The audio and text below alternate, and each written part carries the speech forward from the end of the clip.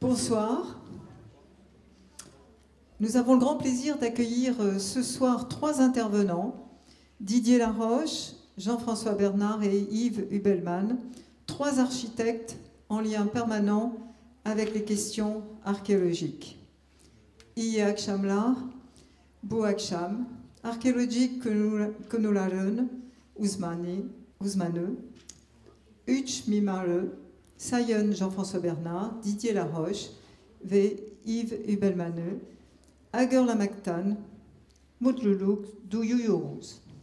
Merci beaucoup à l'Institut français et à sa directrice de nous donner l'occasion de faire ce débat ce soir, cette discussion, ce partage sur la question de l'imagination et de l'archéologie, qui n'est pas une question évidente. Pendant longtemps, l'histoire s'est faite à partir et autour de textes, à tel point que les civilisations sans texte étaient rejetées dans une période dite préhistorique. L'archéologie, quand elle apparaît au XVIIIe siècle, avait pour mission première l'étude du matériel légué par les sociétés anciennes. Plus tard, les architectes se sont avisés d'observer, de dessiner et même de mesurer les ruines antiques pour s'apercevoir d'ailleurs qu'elles ne correspondaient souvent pas aux préceptes de Vitruve.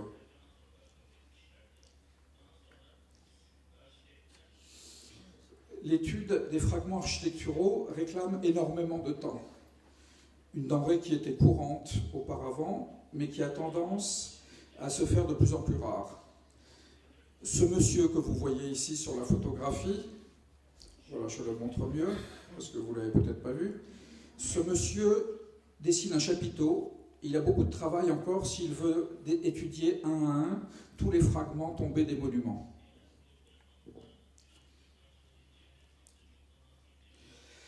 L'archéologie, c'est-à-dire l'étude des vestiges matériels, est devenue aujourd'hui une activité autonome qui vise à comprendre l'Antiquité à partir de son environnement physique. Les archéologues se sont un peu détournés des textes, trop sujets à interprétation. Alors d'abord, merci Caroline David et toute l'équipe de l'Institut français d'Izmir. Avant de commencer, je voudrais juste vous dire que j'ai eu la chance d'habiter à Istanbul pendant 5 ans.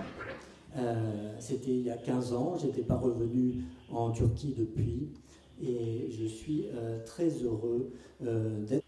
Alors, en introduction, pour parler de cette question, je solliciterai l'exemple de Rome, qui est un peu incontournable. Donc, qu'est-ce qu'on connaît de Rome ?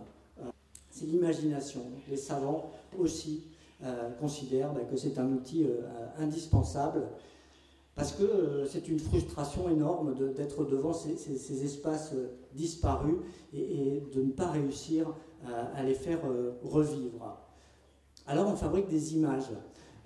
Imago dans le monde romain, c'est l'empreinte qu'on fait sur le visage des morts, c'est le masque funéraire. C'est donc la trace qu'on conserve de quelqu'un.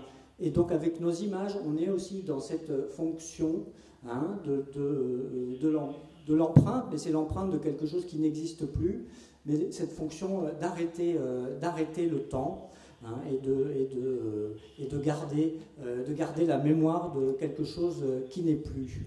Alors, cette image, dans le cas de Rome, ce sera une maquette géante qui va être réalisée par Italo Gismondi, une maquette de Rome à l'époque de sa plus grande expansion et de sa plus grande splendeur. Donc vous voyez, on connaît 10%, mais on reconstruit la totalité en 3 dimensions dans cette maquette. Même processus. Cesare Cesariano, c'est un théoricien de l'architecture de la Renaissance, qui va traduire Vitruve et qui va illustrer Vitruve. Et vous voyez là par exemple, c'est le théâtre romain. d'après la description de Vitruve.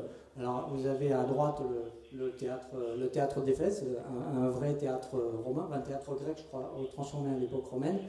Et vous avez la lecture de l'interprétation de Vitruve par Cesare Cesariano. Et en fait, c'est un théâtre à loge, un théâtre à l'italienne, hein, avec des loges, avec une couverture. C'est quelque chose que les Romains n'ont jamais vu.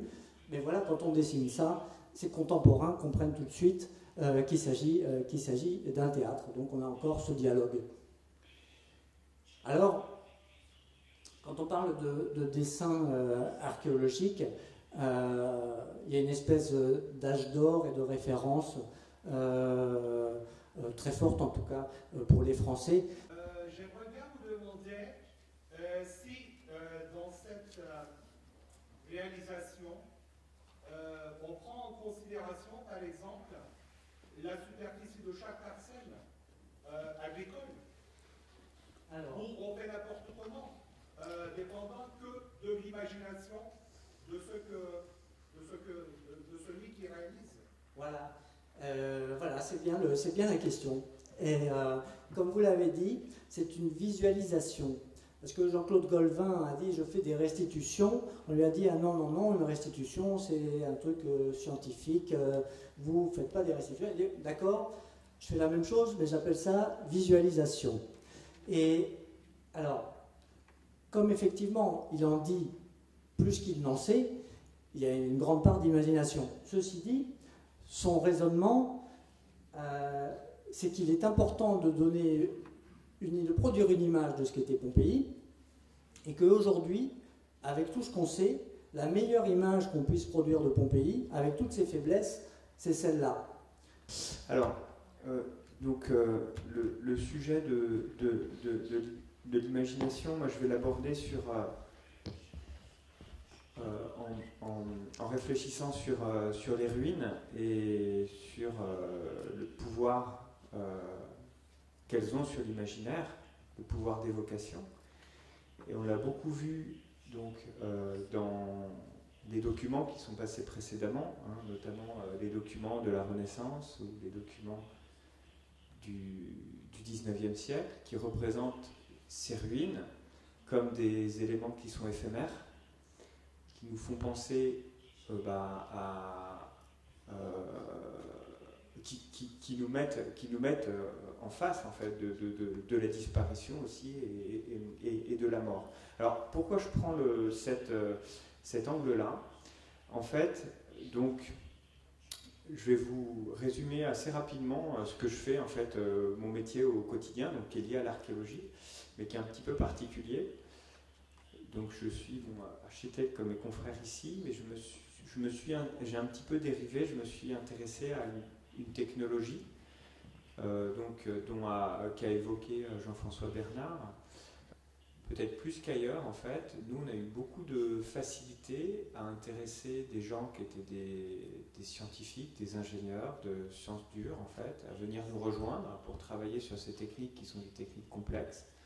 Pourquoi? Parce qu'on parlait d'un sujet qui leur parlait, hein, parce qu'effectivement, grâce à effectivement, la tradition romantique française et après un peu plus positiviste, analytique, etc., sur les problématiques historiques et archéologiques, elle est encore présente, y compris dans les jeunes générations. Hein. Nous, notre équipe, en fait, on a des gens qui sont entre 21 ans et 30 ans, une dizaine de personnes, et qui sont à la fois passionnés de technologie et qui viennent travailler avec nous parce que ça parle de quelque chose qui les intéresse. Sadece dronları veya benzer teknolojileri kullanarak mı arkeoloji yapılacak? Bunu hayal ediyorlar mı?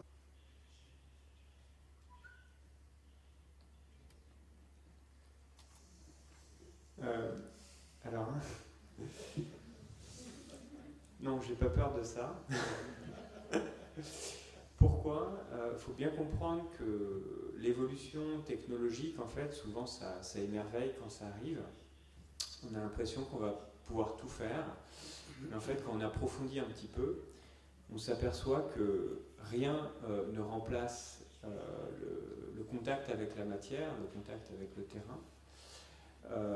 Pourquoi? D'abord parce que c'est souvent en allant sur le terrain qu'on voit des choses qu'on ne voulait pas forcément voir, mais en fait qui nous éclairent sur ce qu'on voulait voir. Donc déjà, le drone, lui, il va viser la zone qu'on va lui demander de viser, et en fait la réponse est peut-être à côté. Donc ça reste très important de rester sur le terrain.